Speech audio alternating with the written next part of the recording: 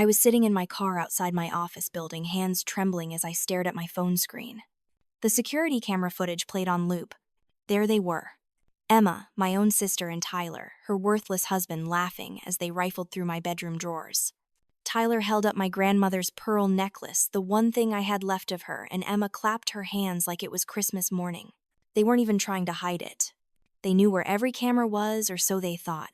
What they didn't know was that I had installed a new hidden system just 2 weeks ago, after noticing my diamond earrings had gone missing. My vision blurred with rage. My chest felt like it was going to explode. The red line had been crossed. Not stepped over. Not nudged.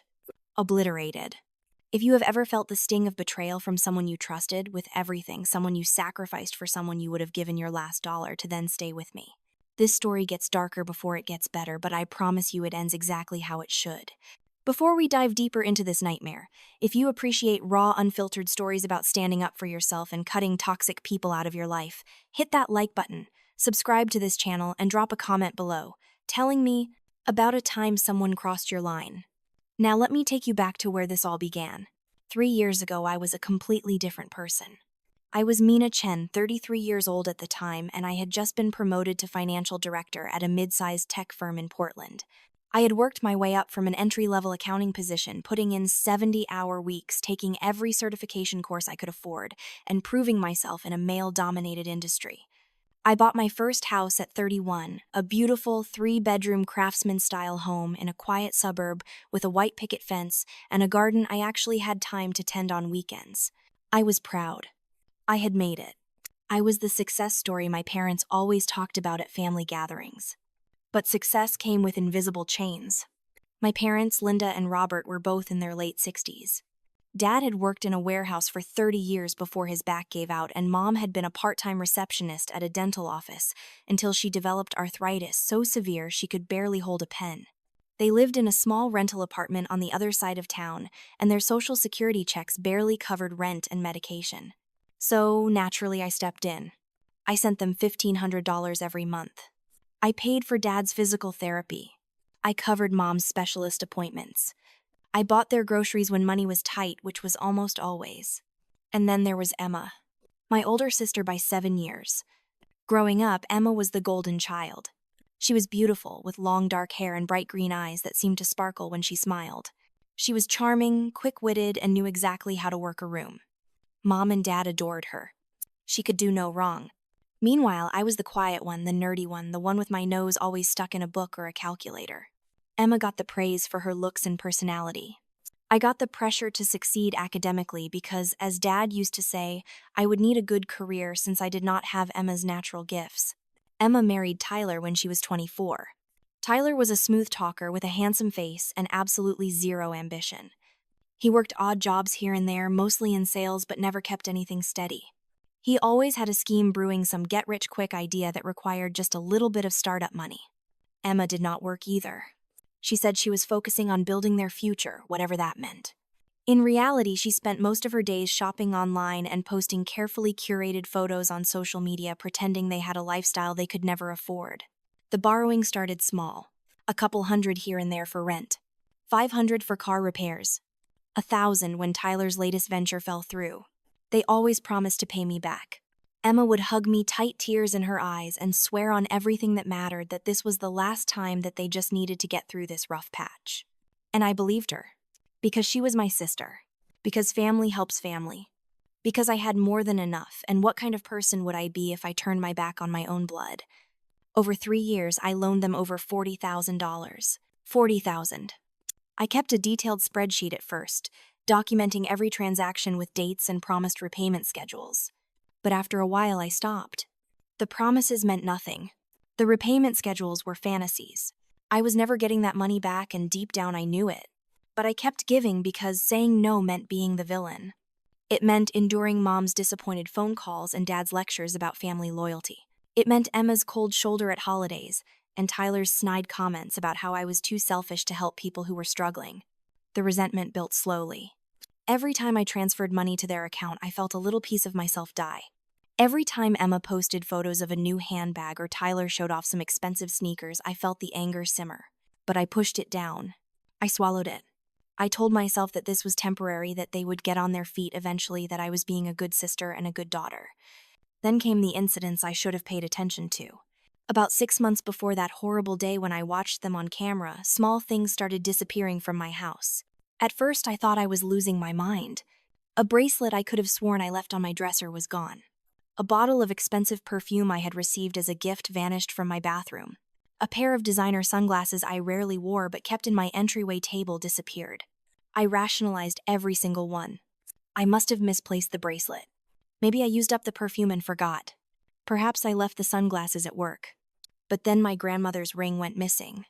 A simple gold band with a tiny emerald, nothing flashy, but it meant everything to me. Grandma Rose had worn it every day of her life until she passed when I was 16. She left it to me specifically in her will. I kept it in a velvet box in my nightstand drawer. When I opened that drawer one Sunday morning and found the box empty, I felt physically sick. I tore my house apart looking for it. I checked every drawer, every pocket, every coat lining. Nothing. That was when I called the security company and had cameras installed throughout my house. Not just the obvious ones by the doors, but hidden ones in my bedroom, my office, and my closet. I told myself I was being paranoid, that maybe I really had misplaced things. But something in my gut told me to be smart. Emma and Tyler had keys to my house, of course. I had given them to Emma 2 years ago when I went on a business trip to Seattle and needed someone to water my plants. She never gave them back and I never asked for them. Why would I? She was my sister. I trusted her. Life continued. I kept working, kept sending money, kept playing the role of the responsible younger sister who had her life together. I attended family dinners where Mom praised Emma for being so creative and nurturing while asking me when I was going to find a husband and start thinking about something other than work. I smiled through it all. I drank my wine. I went home alone to my beautiful empty house and told myself that at least I had my independence and my success. Then I met Marcus. It was at a professional networking event downtown. He was a speaker on a panel about corporate security and risk management. Marcus Holloway, 38 years old, former Portland police detective turned private investigator and security consultant. He was tall with dark skin silver just starting to show at his temples and an air of calm confidence that I found incredibly attractive. He was the kind of person who could read a room instantly, who noticed everything but said little until he had something worth saying. We started talking after his panel. He asked intelligent questions about financial fraud prevention. I asked about his transition from police work to private sector. We exchanged cards. He called me 3 days later and asked if I wanted to grab coffee. That coffee turned into dinner. Dinner turned into regular dates. Within 2 months, we were seeing each other seriously. Marcus was different from anyone I had dated before. He listened. Really listened. When I talked about work stress, he did not try to fix it or minimize it. He asked questions. He validated my feelings. And when I mentioned casually one evening over Thai food that my family was going through some financial difficulties and I was helping out, he just nodded thoughtfully. He did not pry, but I could see the wheels turning in his detective brain. The night everything changed started ordinarily enough. It was a Wednesday evening in late September. I had worked late finishing quarterly reports and did not leave the office until almost 8. I was exhausted, craving nothing more than a hot shower in my bed. As I walked to my car in the parking garage, I decided to check my home security app, something I'd been doing regularly since installing the cameras. It was mostly uneventful. The mail carrier at 2:15. A squirrel on my porch at 4:30. The neighbor's cat walking across my yard at 6. But then I saw it. 7:23 p.m. The timestamp was barely 20 minutes ago. My front door opening, and there they were. Emma walked in first laughing about something, her phone pressed to her ear. Tyler followed, looking around my living room like he owned the place. My hands started shaking as I sat in my car, turning up the volume on my phone. Emma ended her call and said something to Tyler I could not quite hear. Then they walked straight to my bedroom. I watched frozen as they went through my things with casual entitlement. Emma opened my jewelry box, the one on my dresser, and started picking through it like she was shopping at a department store. Tyler went straight to my closet, pulling out purses and checking the pockets. At one point, Emma held up a necklace I had bought myself last Christmas, a delicate white gold chain with a small diamond pendant, and Tyler nodded approvingly. She dropped it into her purse. They were not nervous. They were not hurried. They were comfortable. This was not their first time. The realization hit me like a physical blow. How long had this been going on? How many times had they come into my home, gone through my belongings, taken whatever they wanted? The missing items over the past months suddenly made perfect sense. It was not bad luck or my forgetfulness. It was theft. Systematic, calculated theft by my own sister and her parasite husband. I watched for 23 minutes. By the time they left laughing and chatting like they had just finished grocery shopping, Emma's purse was noticeably fuller and Tyler was carrying one of my expensive leather bags, the one I had saved up for and bought in Italy during a solo trip last year. They locked my door behind them like they were considerate guests. I could not breathe. My entire body was shaking. The anger that erupted inside me was unlike anything I had ever felt. It was white-hot, all-consuming a rage that made me want to scream and break things and hurt them the way they had hurt me. But more than anger, I felt betrayal. Deep, soul-crushing betrayal. I had given them everything. My money, my time, my trust, my unconditional support. And they had repaid me by stealing from me, by violating my home, by treating me like I was nothing more than a resource to be exploited. I sat in that parking garage for over an hour watching the footage again and again, making sure I was not misunderstanding what I was seeing. But there was no misunderstanding. It was crystal clear. Every moment documented in high definition. Emma's face when she smiled at a pair of earrings she slipped into her pocket. Tyler's smirk as he checked the price tag on a watch before pocketing it. The casual way they moved through my space, entitled and unconcerned. By the time I drove home that night, something inside me had hardened. The old Mina, the one who swallowed her feelings and kept the peace, was gone. In her place was someone colder, sharper, done with being a doormat. The red line had been crossed and there was no going back. I did not sleep that night. I lay in my bed staring at the ceiling, running through scenarios in my mind. Part of me wanted to call Emma immediately to scream at her over the phone. Another part wanted to go straight to their apartment and confront them face to face. But I knew that acting on emotion would be a mistake. If I was going to do this, I needed to be smart. Strategic. I needed evidence that could not be disputed, and a plan that would leave no room for manipulation. The next morning, I called in sick to work, the first time I had done so in over 2 years. I sat at my kitchen table with my laptop and my phone, and I started organizing. I downloaded all the camera footage from the past 3 months and burned it to 3 separate USB drives. I took screenshots of the most damaging moments, time-stamped and clear. I printed out my bank statements showing every single transaction I had made to Emma and Tyler over the past 3 years, highlighting each loan that had never been repaid. I compiled text messages, emails, every promise to pay me back, every sob story about why they needed more money. Then I called Marcus. He answered on the second ring, his voice warm and concerned when I said I needed to see him. We met at a coffee shop near my house. I showed him everything. The videos, the statements, the documentation. He watched in silence, his jaw tightening, his detective instincts kicking in immediately. When I finished, he leaned back in his chair and studied me carefully. "Are you sure you want to do this?" he asked. "Once you start down this path, there is no taking it back. Your relationship with your sister will never be the same. Your family will have to choose sides. It is going to get ugly." "I know," I said. "But I am done. I am done being used. I am done being disrespected. I am done being the family ATM that they can rob whenever they feel like it. They crossed a line, Marcus, and I am going to make sure they understand that." He nodded slowly. "Then let me help you do this right. If you are going to confront them, you need to be prepared for every possible reaction. They are going to deny it. They are going to try to flip it on you. They are going to play victim. You need to be ready." We spent the next 2 hours planning. Marcus helped me think through every angle, every possible manipulation tactic Emma might use, every way Tyler might try to intimidate or deflect. He suggested I record any in-person confrontation as backup documentation. He reminded me to stay calm, to stick to facts, to not let them bait me into an emotional reaction they could use against me later. By the time I left that coffee shop, I felt prepared, armed. For the first time in my life, I was not going into a family confrontation as the people pleaser desperately trying to keep everyone happy. I was going in as someone who knew her worth and refused to be treated as less than human. I waited 3 days.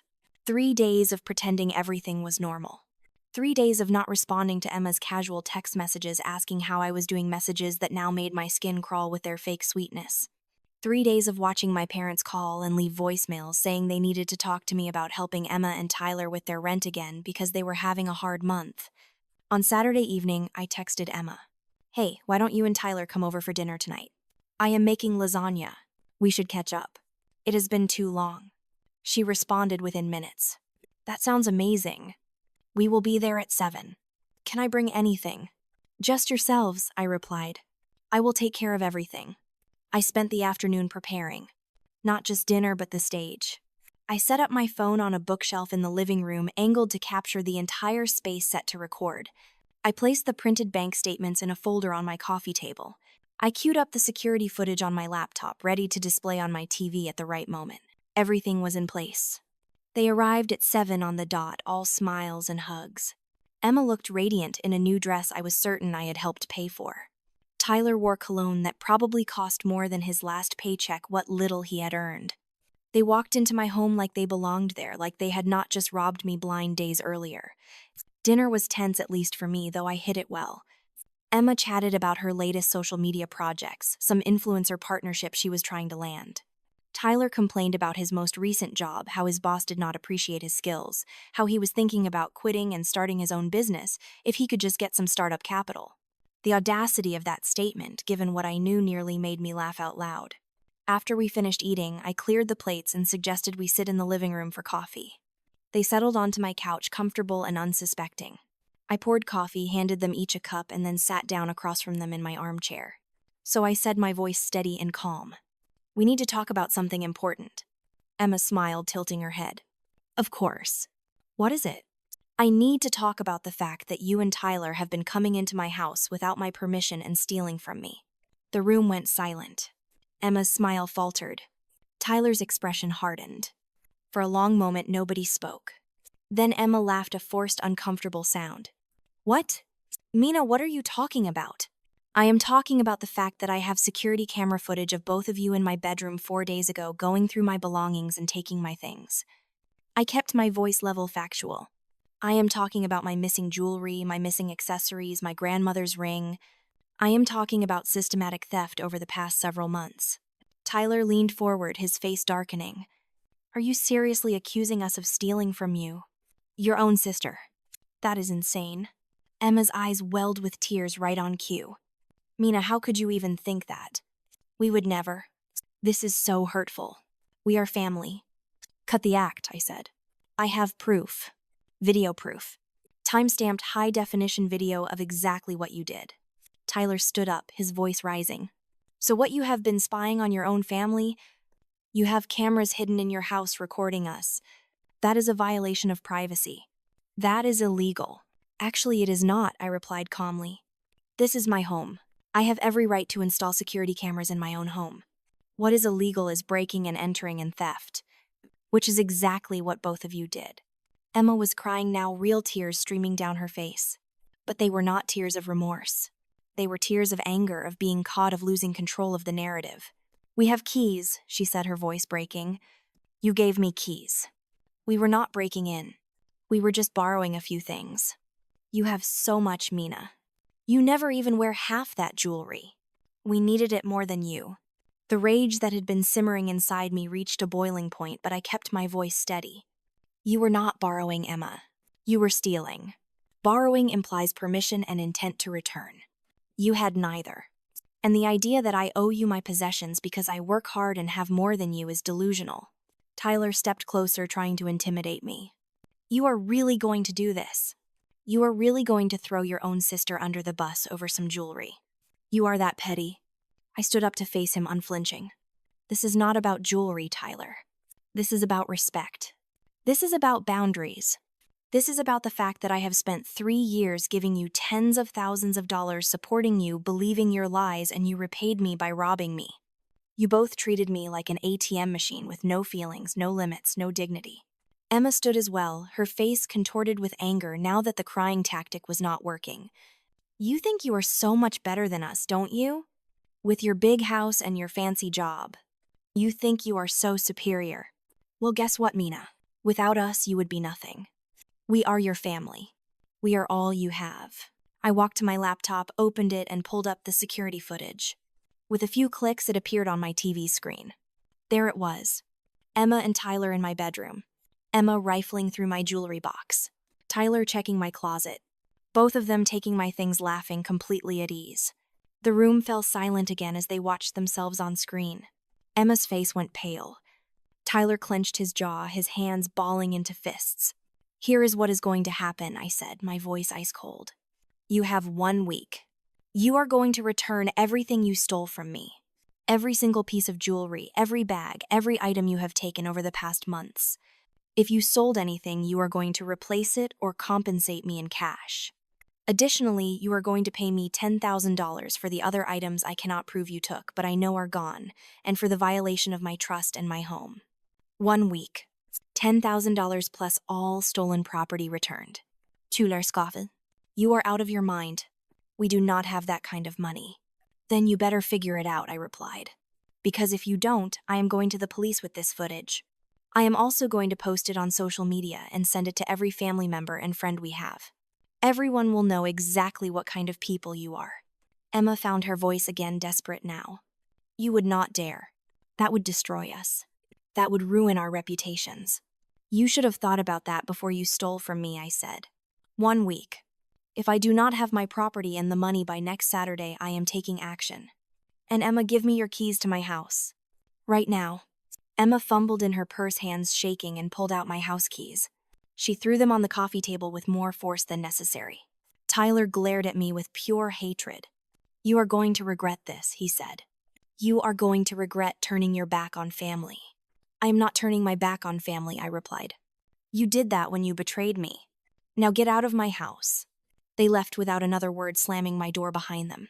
I stood in my living room shaking, but not from fear or sadness. I was shaking from adrenaline, from the rush of finally standing up for myself, from the satisfaction of watching their faces when they realized I was not backing down. I called Marcus immediately after they left. He came over within 20 minutes. I showed him the recording of the confrontation on my phone. He watched it, nodding approvingly. "You did exactly right," he said. "You stayed calm. You stated facts. You gave them clear terms. Now you wait and see if they comply." "They won't," I said. "I know them. They are going to run to my parents. They are going to twist this whole thing and make me the villain." Probably, Marcus agreed. "Are you ready for that?" "I have to be," I said, "because I am done living my life trying to make them happy at my own expense." He pulled me into a hug. "I am proud of you," he said quietly. "What you did took incredible courage." That night, after Marcus left, I sat alone in my house and felt something I had not felt in years. Peace. Terrifying, uncertain peace, but peace nonetheless. I had drawn my line. I had stood up for myself. Whatever happened next, I would face it knowing I had honored my own worth. The next morning, my phone started ringing at 7 a.m. It was my mother. I let it go to voicemail. She called again and again. By noon, I had 17 missed calls from my parents and 12 text messages from my mother, ranging from concerned to furious. I did not respond to any of them. I was not ready. That afternoon, they showed up at my house. I saw their car pull into my driveway through my front window. My stomach dropped. I considered not answering the door, but I knew that would only make things worse. I opened the door before they could knock. Mom and Dad stood on my porch, both looking exhausted and upset. Dad's face was drawn and pale. Mom's eyes were red from crying.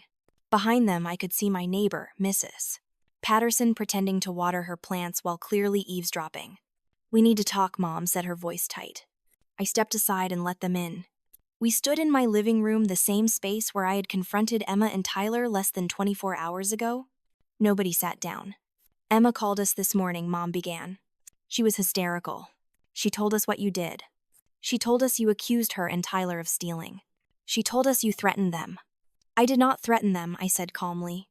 "I gave them an ultimatum. There is a difference." "How could you?" Mom said, her voice breaking. "How could you do this to your own sister? How could you treat her like a criminal?" "Because she is a criminal," I replied flatly. "She and Tyler came into my home without permission and stole from me. I have video evidence. Do you want to see it?" Mom recoiled like I had slapped her. "We do not need to see anything." Emma explained everything. She said she borrowed a few things because she needed them. She said she was going to return them. "You are blowing this completely out of proportion." Borrowed, I repeated, my voice sharp. Borrowed implies you ask first. Borrowed implies you intend to return things. Emma did neither. She snuck into my house and took my belongings. That is theft, Mom. That is a crime. Dad finally spoke, his voice gruff. You need to drop this, Mina. You need to forgive your sister and move on. This is family. We do not air our dirty laundry. We do not threaten each other with police and public humiliation. Why not? I demanded. Why is it always on me to forgive? Why is it always on me to be the bigger person? Why does Emma get to treat me however she wants with zero consequences? Because she is struggling, Mom cried out. Because she and Tyler are having a hard time. Because they need help, not judgment.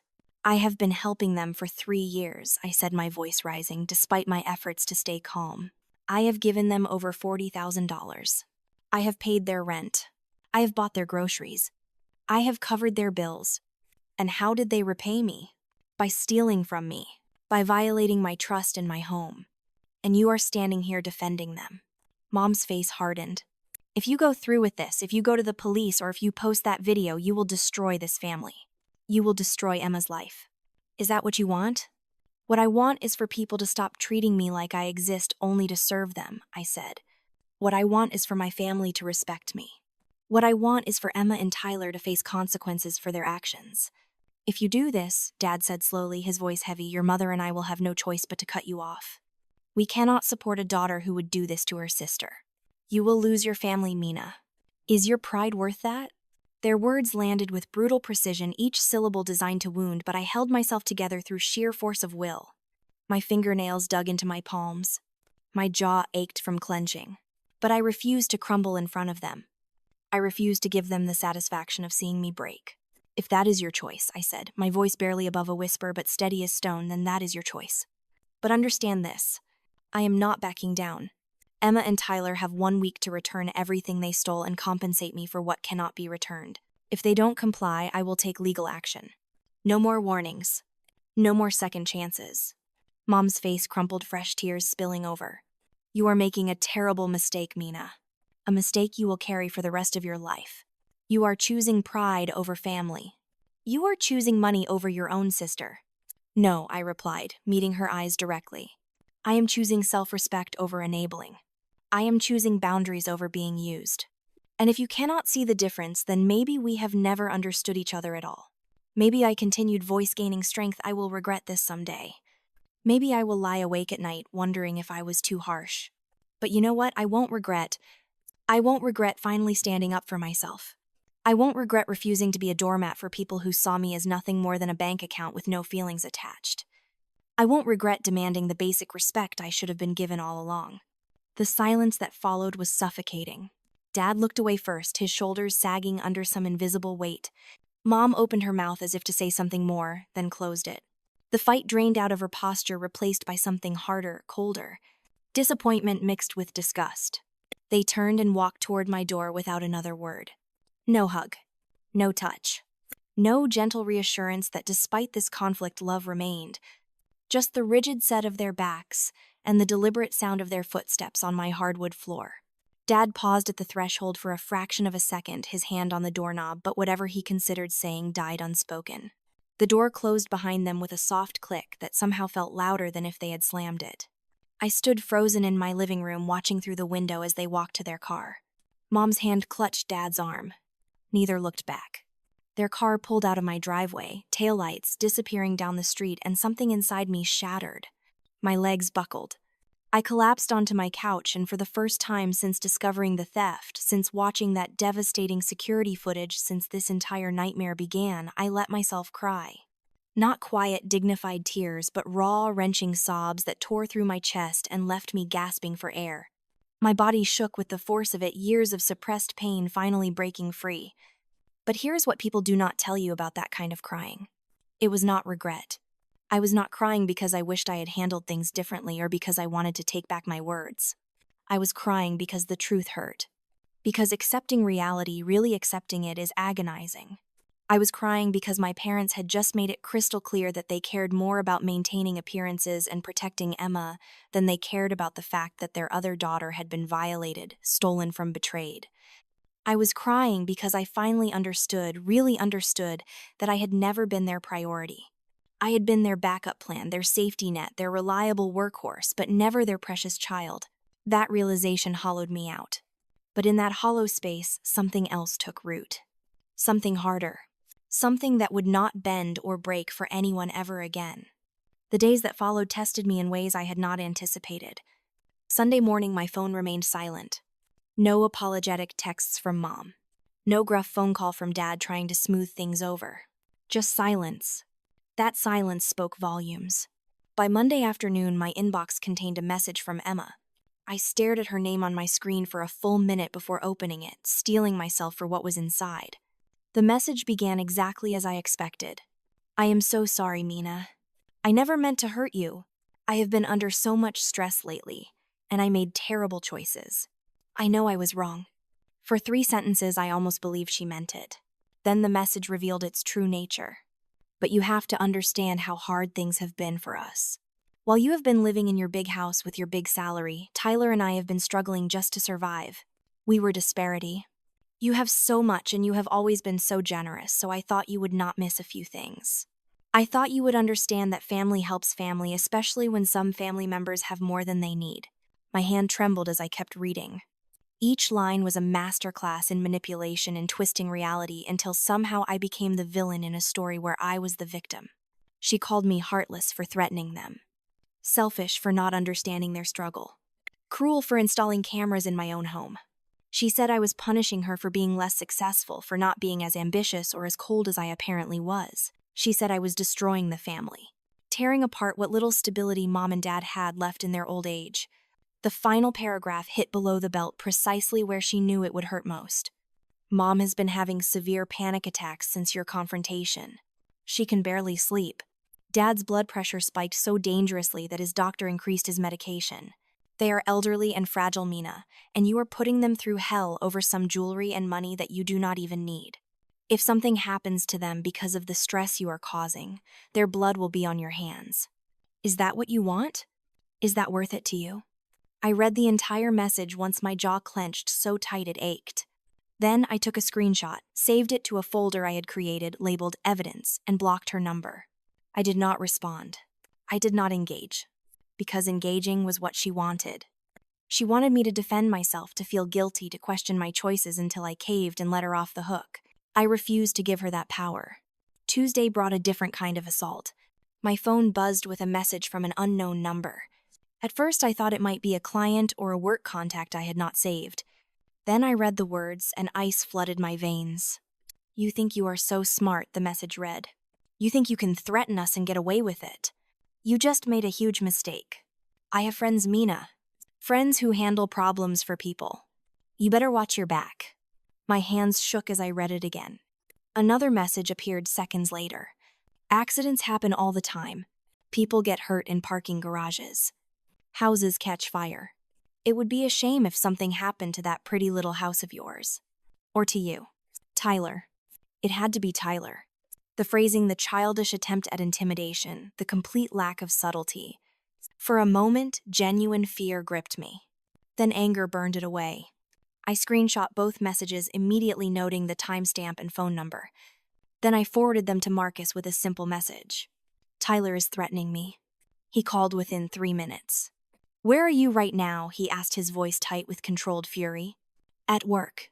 In my office. I am okay. Stay there. I am coming to get you, and we are going to the police station right now. Those messages constitute criminal threats, Mina. This is not something you ignore. We spent that Tuesday evening at the Portland Police Department's Northeast Precinct. The officer who took my report, a tired-looking woman in her 40s named Detective Sarah Morrison, listened to everything with careful attention. She reviewed the messages, made copies, asked detailed questions about my relationship with Tyler, about the theft, about the escalating situation. Her expression remained professionally neutral, but I caught flashes of sympathy in her eyes. I am going to be straight with you, she said when we finished. These messages are concerning, and we will absolutely document them. We will contact Mr. Hayes and make it clear that further threats will result in charges. However, unless he makes a specific credible threat with a plan and means to carry it out, this likely will not result in arrest. What we can do is create a paper trail. If he escalates, if he contacts you again, if anything happens that makes you feel unsafe, you call us immediately and refer to this report number." "Understood." I nodded, feeling frustrated but not surprised. Marcus squeezed my hand. "In the meantime, Detective Morrison continued, consider getting a restraining order if he contacts you again. Change your routines. Be aware of your surroundings. Install additional security if needed." And she looked at Marcus, then back to me. "Keep people around you who know what is happening. Do not isolate yourself." We left the station as twilight settled over the city. Marcus insisted on following me home, on walking through my house to make sure everything was secure. He checked every window lock, every door, the cameras, the alarm system. His cop instincts had kicked into full gear, methodical and thorough. When he finished, he sat me down on my couch and held both my hands. "Listen to me," he said, his dark eyes intense. "Tyler is a coward and a bully. Bullies make threats when they feel powerless. But that does not mean we take this lightly. For the next week until this situation resolves, I want you to be extra careful. Park in well-lit areas. Vary your routes to and from work. Keep your phone charged and with you at all times. And call me if anything at all feels wrong. I do not care if it is 3 a.m. You call me." I felt tears prick my eyes again, but this time they were different. They were tears of gratitude for having someone in my corner who genuinely cared about my safety and well-being without expecting anything in return. "Okay," I whispered. Work became my refuge that week. I threw myself into quarterly reports and budget forecasts with an intensity that bordered on obsessive. My colleagues definitely noticed the change. Lisa from accounting asked if I was feeling all right. David, my assistant director, commented that I seemed stressed. I deflected every inquiry with vague references to family issues and a busy season. Nobody pushed. I appreciated their discretion more than they could know.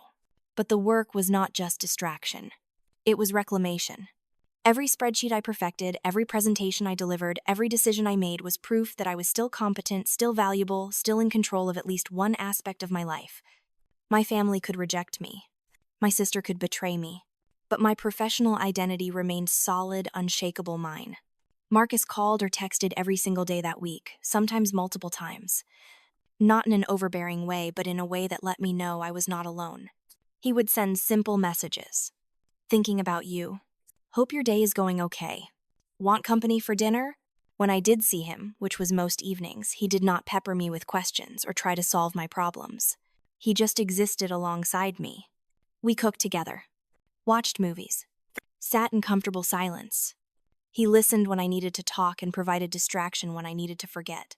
One night, lying in his arms on my couch, I voiced the fear that had been gnawing at me all week. What if I am being too harsh? What if I am overreacting? What if Emma really was just desperate, and I am destroying my family over pride? Marcus was quiet for a moment, his fingers tracing absent patterns on my shoulder. Then he spoke, his voice gentle but firm. "Let me ask you something. If a stranger had broken into your house and stolen from you, would you question whether pressing charges was too harsh?" "No," I said immediately. "Of course not. If a coworker embezzled money from you over 3 years, would you wonder if holding them accountable was an overreaction?" "No." "Then why," he asked, turning to look at me directly, "do you hold your family to a lower standard than you would strangers? Why does sharing DNA give them permission to hurt you without consequences?" Boundaries are not punishment, Mina. They are basic self-respect. And anyone who makes you feel guilty for having them is someone who benefited from you not having them. His words settled over me like a blanket, warm and reassuring. The guilt did not disappear entirely, but it loosened its grip. I let myself sink deeper into his embrace, feeling safer than I had in days. Friday arrived with agonizing slowness. 6 days since my ultimatum. 1 day before my deadline, I had heard nothing from Emma or Tyler beyond that threatening message. Nothing from my parents. The silence was both a relief and a torment. Part of me hoped they would comply, would return what they stole, would pay what they owed. Another part of me knew they would not. Knew that pride and entitlement would prevent them from admitting wrongdoing. Knew that tomorrow I would have to follow through on my threat. I was preparing dinner in my kitchen, trying to focus on chopping vegetables rather than on the knot of anxiety in my stomach when my doorbell rang at exactly 9 p.m. My heart rate spiked instantly. I grabbed my phone, pulled up the security camera app with trembling fingers, and felt my breath catch. My father stood alone on my porch, illuminated by the amber glow of my porch light. But he looked different. diminished somehow. His shoulders curved inward. His head hung low. The proud, stubborn man who had walked out of my house 6 days ago had been replaced by someone who looked decades older, hollowed out by something heavy. For several long seconds, I stared at his image on my phone screen, debating whether to answer. Part of me wanted to let him stand there, to let him feel a fraction of the rejection I had felt. But something in his posture, some quality of defeat and resignation, made me walk to the door. I opened it slowly. We stood facing each other across the threshold, the cool October air swirling between us. Up close, he looked even worse. Dark circles shadowed his eyes. His skin had a grayish pallor. His hands, shoved deep in his jacket pockets, trembled slightly. "Dad," I said quietly. My voice held no warmth, but no hostility either. Just exhaustion. He did not meet my eyes at first. His gaze fixed somewhere over my left shoulder on the interior of the home he had visited countless times but suddenly seemed afraid to enter. "Can I come in?" he asked, the words barely audible. I stepped aside wordlessly. He shuffled past me into the living room, and I noticed he was moving carefully, like someone whose body hurt. He stood in the center of the room, hands still in his pockets, looking utterly lost in a space that should have been familiar. The silence stretched between us, thick and uncomfortable. I did not break it. I had said everything I needed to say 6 days ago. If he had come here with more arguments, more guilt trips, more demands that I prioritize Emma's comfort over my own dignity, he could leave right now. Finally, he spoke. "Your mother sent me." His voice was hoarse, scratched, raw. "She wanted me to try one more time to convince you to drop this whole thing, to forgive Emma and move on." "And are you going to try?" I asked, my tone flat. He shook his head slowly, still not looking at me. "No." His hand emerged from his pocket, clutching a white envelope that looked worn as if he had been holding it tightly for a long time. "No," he repeated. "I came to bring you this." He extended the envelope toward me. I took it cautiously, as if it might bite. My fingers felt numb as I opened the flap and pulled out the contents. A cashier's check. Made out to me. For exactly $10,000. "Your mother and I pulled this from our retirement savings," he said, his voice hoarse. "It is everything we have left that is liquid. Emma and Tyler could not come up with the money. They said they tried, but they do not have it. Your mother and I paid it so you would not go to the police." I stared at the check, feeling numb. "You and Mom paid this." "Not them." He nodded. "They do not have it, Mina. And your mother could not bear the thought of Emma going to jail or being publicly shamed. So we paid it. Consider it their payment." "What about my things?" I asked. "What about the jewelry they stole?" He reached into his other pocket and pulled out a small velvet pouch. He emptied it onto my coffee table. A few pieces of jewelry clattered out. My grandmother's ring. The necklace Emma had taken. A bracelet. Not everything, but some of it. "This is what Emma had left," he said. "The rest was sold. She used the money to pay off some credit card debt." I felt my chest tighten with anger. "So they stole from me, sold my belongings, and now you and Mom are paying the consequences." He looked at me then, really looked at me, and I saw something in his eyes I had never seen before. "Shame." "Yes," he said simply. "Because that is what parents do. We protect our children. Even when they are wrong. Even when they are thieves," I said. "Even then," he replied. "I am not saying it is right, Mina. I am not saying you are wrong to be angry. But Emma is my daughter too. And I cannot watch her life fall apart even if she brought it on herself." I sat down heavily on my couch, the check still in my hand. "What about me, Dad? Do I not deserve protection? Do I not deserve for my parents to care when someone hurts me?" "You are strong," he said quietly. "You always have been. You do not need us the way Emma does." "That is not fair," I said, my voice breaking. "That is not fair to punish me for being strong. That is not fair to expect me to endure being mistreated because I can handle it." He sat down across from me, his shoulders slumped. "You are right. It is not fair. Your mother and I have not been fair to you. We have taken you for granted. We have expected you to carry burdens Emma never could. And I am sorry for that. But I cannot change who I am. I cannot stop trying to save Emma even when she does not deserve it." "Then you have made your choice," I said. "And I have to make mine." He nodded slowly. "Are you going to cash that check?" I looked at the check again, then at the pathetic handful of jewelry on my table. "Yes," I said. "Not because it makes anything right, but because Emma and Tyler need to know there are consequences. If you and Mom want to enable them, that is your choice. But I am done. He stood up, looking older than his 68 years. I am sorry, Mina. I am sorry for a lot of things. I am sorry we were not better parents to you. I am sorry we did not see how much you were sacrificing. I am sorry we did not protect you from your sister's selfishness. I did not respond. There was nothing left to say. He walked to my door, paused with his hand on the doorknob, and looked back at me one last time. For what it is worth, he said, his voice barely above a whisper, you deserved better. You always did. Then he left. I sat in my living room for a long time after he was gone, holding that check, staring at those few pieces of jewelry that represented everything I had lost and everything I had finally found the strength to reclaim. The next morning, I went to my bank and deposited the check. Then I went to a locksmith and had my locks changed, even though I already had Emma's keys. I wanted new locks, locks that had never known her touch. I came home and spent the afternoon cleaning my house, deep cleaning, erasing any trace of the people who had violated my space. Marcus came over that evening. I showed him everything, told him about my father's visit. He held me while I cried, finally letting out all the grief and anger and sadness I had been holding in.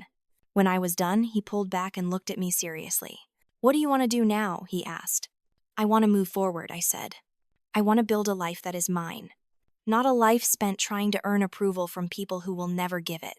Not a life spent being a resource for people who only see me as useful, not valuable. Then that is what we will do, he said. Over the next several months, my life changed completely. I blocked my entire family on every platform. No more phone calls. No more texts. No more surprise visits. I hired a lawyer who sent a formal cease and desist letter to Emma and Tyler, making it clear that any further contact or harassment would result in legal action. I never heard from them again. My parents made a few more attempts to reach out. They sent letters to my house. They called my office, but my assistant had strict instructions not to put them through. Eventually, they stopped trying. I learned from a former colleague who was friends with my mother's neighbor that Emma and Tyler had moved out of state to Arizona, chasing another one of Tyler's schemes. My parents downsized to a smaller apartment to make up for the retirement savings they had given me. I felt a pang of guilt about that, but it passed. They had made their choice just as I had made mine. Work became my focus again, but in a healthier way. I stopped working 70-hour weeks. I took my vacation days. I went to therapy and worked through the years of conditioning that had taught me my worth was tied to my usefulness to others. I learned about enmeshed family dynamics, scapegoating, golden child syndrome, financial abuse. I learned that what I had experienced had a name, that it was not normal, that I was not wrong for wanting better. My relationship with Marcus deepened. He met my coworkers, my friends, the family I had chosen rather than been born into. He was patient with my healing process, understanding when I had bad days, when the guilt crept back in, when I questioned whether I had been too harsh. He reminded me gently but firmly that protecting myself was not cruelty, that accountability was not punishment, that I had every right to demand respect. About a year after everything exploded, I got a call from a number I did not recognize. Against my better judgment, I answered. It was my Aunt Patricia, my father's sister. I had not spoken to her since before the confrontation. She was in her 70s, sharp as a tack, and had never been particularly close with my immediate family. Mina, she said without preamble. I heard about what happened with Emma and your parents. I wanted to call sooner, but I was not sure you would want to hear from anyone with the family name. I was wary. What can I do for you, Aunt Patricia? You can hear me out, she said. I am calling because I think you should know something. Emma and Tyler came to visit me about 8 months ago. They were passing through on their way to Arizona. They asked if they could stay with me for a few days. Okay, I said slowly. I said yes, she continued. But after they left, I noticed several items missing from my home. A silver picture frame. A few pieces of jewelry. A collectible coin set that belonged to your uncle, God rest his soul. When I called Emma about it, she denied everything, got very defensive, and we have not spoken since. I closed my eyes, feeling sick but not surprised. I am sorry that happened to you. Don't be, she said briskly. I am calling to tell you that you did the right thing. I spent the past months talking to other relatives, cousins you have not seen in years, people on your mother's side too. Emma and Tyler have burned bridges all over this family. My daughter Rachel loaned them $2,000 3 years ago that was never repaid. Your Uncle Tom had tools stolen from his garage. Your cousin Jennifer had checks go missing after Emma House sat for her once. You were not their only victim, Mina. You were just the first one to hold them accountable. I felt tears prick my eyes, but they were not tears of sadness.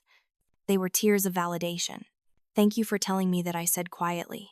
"Your parents made their choice," Patricia continued. "That is on them. But the rest of us, those of us who see clearly, we know you were right. And if you ever want to reconnect with parts of this family that are not toxic, my door is always open." We talked for another hour. She told me about family members I had lost touch with, people who were appalled when they heard what Emma and Tyler had done, people who respected that I had stood up for myself. It did not erase the pain of losing my immediate family, but it helped. It helped to know I was not alone. It helped to know that I was not the villain in this story, no matter how my parents tried to paint me. 2 years after that night, when I watched my sister steal from me on camera, I am living a completely different life. I am 36 now. I am still financial director, but I have established better work-life balance. I travel more. I have hobbies.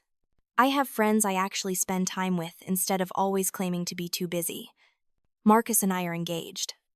He proposed last spring during a trip to the coast on a quiet beach at sunset. It was simple and perfect. We are planning a small wedding next fall, just close friends and the family we have chosen. Aunt Patricia will be there, along with a few cousins I have reconnected with. My parents will not. Emma will not. And I am okay with that. I still have moments of sadness, moments when I wish things had been different, when I wish my parents had chosen to see my worth. But those moments are fewer now, and they do not consume me the way they once did. I have accepted that some people will never change, that some relationships are too broken to repair, and that letting go is not failure, it is freedom. The money I use to send my family every month, I now invest in myself and my future. I renovated my house, turning it into a space that feels truly mine, with no ghosts of family obligation haunting the halls. I started a small scholarship fund for first-generation college students in finance, wanting to help young people who are trying to build better lives for themselves. I even adopted a dog, a rescue named Bella, who greets me every day with unconditional love and no ulterior motives. I think about Emma sometimes. I wonder if she ever thinks about what she lost, if she ever regrets her choices, if she ever realizes that I was not her enemy. But mostly, I have stopped caring about the answers to those questions. Her life is her own. Mine is mine. And I am finally, after all these years, living for myself. The red line was crossed that night when I saw her steal from me.